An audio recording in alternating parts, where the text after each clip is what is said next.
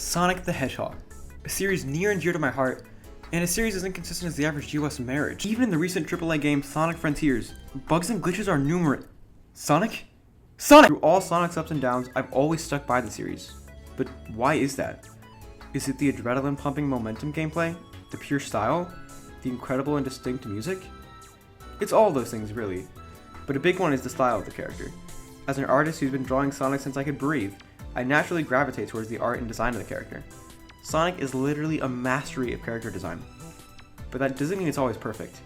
Trust me, it can be done very, very, very, very wrong.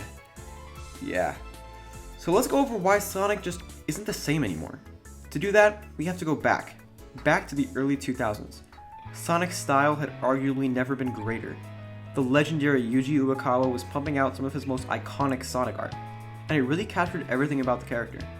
But around that time is when everything started moving over to 3D art. And of course, being the trend chasers that they are, Sega hopped right on the bandwagon, and with the release of Sonic Heroes, little to no 2D art could be found for the game.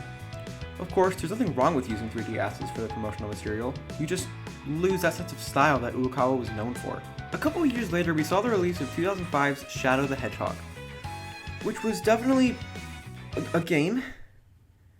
This saw the first iteration of the modern Sonic model.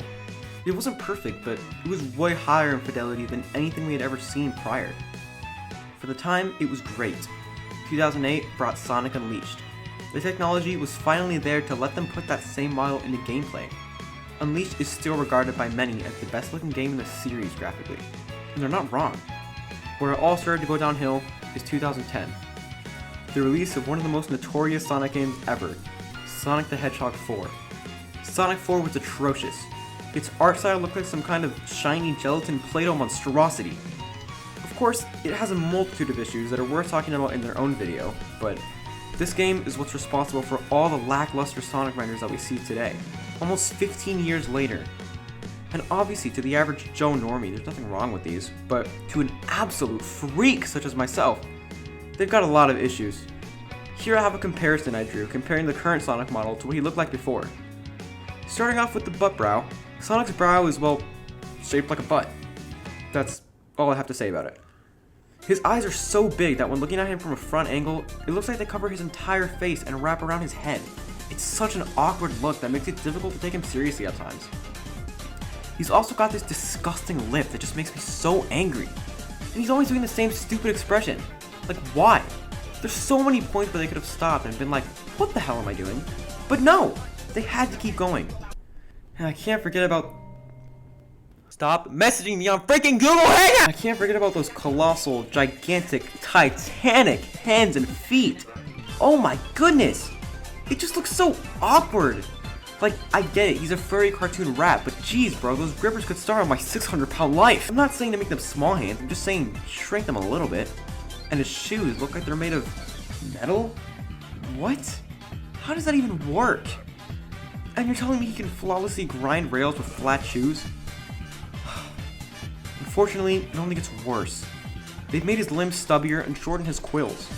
And of course, something that's always bothered me is how his eyes don't curve into the muzzle anymore. They used to create a perfect figure 8 shape, but that's no longer the case. It just looks so weird. I don't understand why they insist on doing this. But whatever.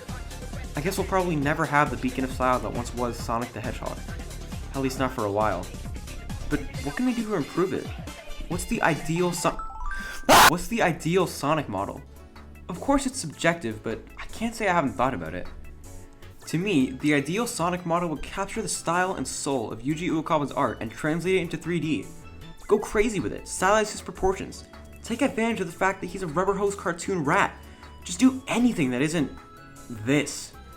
Whatever this is, it isn't Sonic. Thank you so much for watching. We recently hit 1,000 subscribers and I can't express enough how much that means to me.